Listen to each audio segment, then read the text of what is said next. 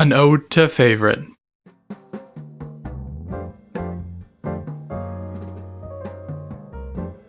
The Planar T FE 50mm f1.4 ZA.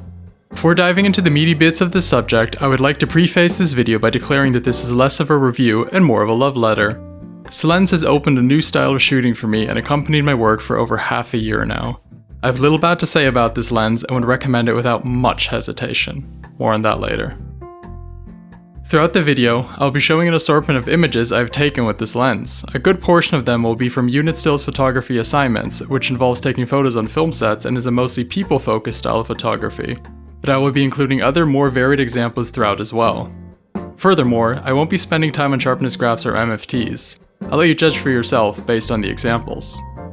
The Planar T FE is a solid metal lens weighing in at just under 800 grams. For reference, that is almost 5 times heavier than the more familiar Canon 50mm 1.8. All of this solid chunk has been used to assure that it is not only durable but also looks and feels appropriately seductive. One only need to brush one finger over the cold metal chassis to understand that this is a more solid feeling lens than most. The surprising heft gives a reassurance and raises confidence in its abilities before one has even undone the lens cap.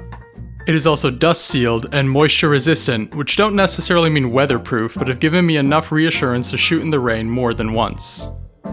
A minimalistic aperture ring that moves in satisfying physically and audibly perceivable steps adds an amount of direct control to the lens that I've begun to miss on others.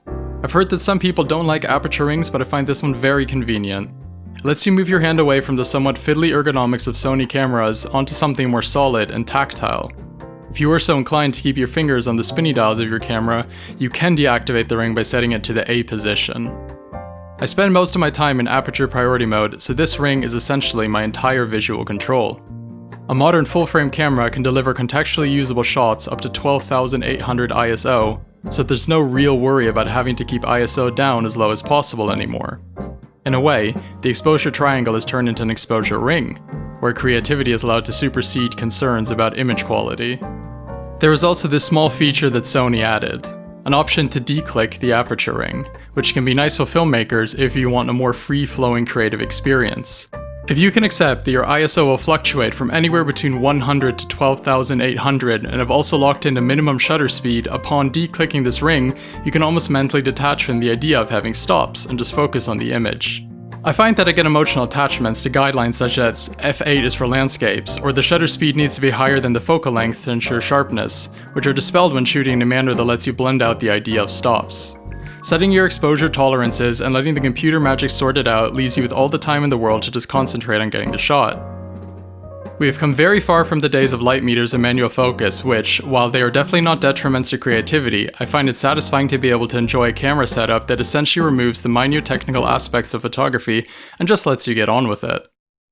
Let's segue into my next point, which is the great focusing.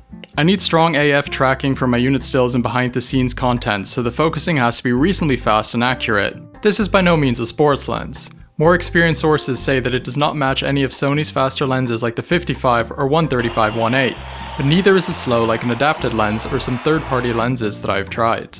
Most of all, for what it doesn't achieve in terms of raw speed, it makes up in terms of accuracy and tracking capabilities. While a lot of these functions are down to your camera's processors, I have noticeably more misfires and troubles tracking across the frame using something cheaper like the Samyang 35mm 2.8. The Planar T FE instills a feeling of confidence in me.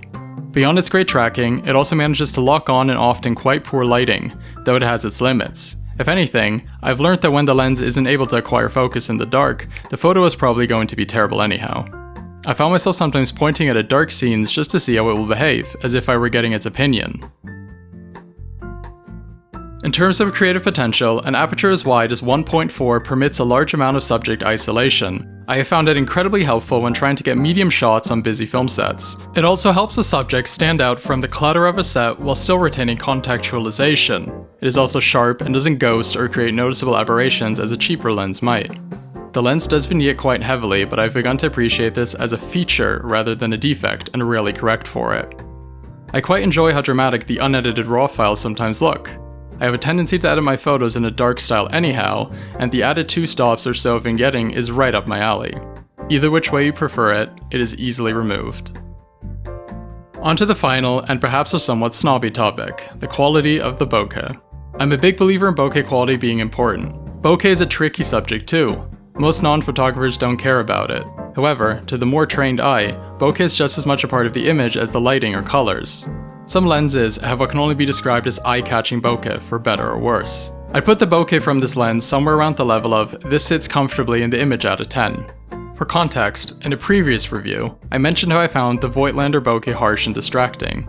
I found myself very aware that I would prefer it look different. It was almost as if the wrong brush technique had been used to paint the background of a composition, leaving it feeling tense rather than breathy and relaxed. In comparison, I find this to be smooth, with only some occasional stress occurring at mid-range distances.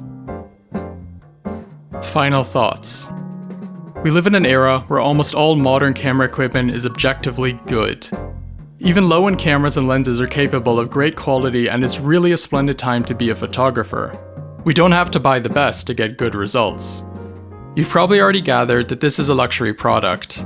If you can't spend the asking price, the depth of field difference between 1.8 and 1.4 is not very big, and it's probably not noticeable in anything but a direct comparison. It is a personal decision if you can justify the markup for the 1.4's features over its 1.8 counterparts or the Sigma 1.4 competitor.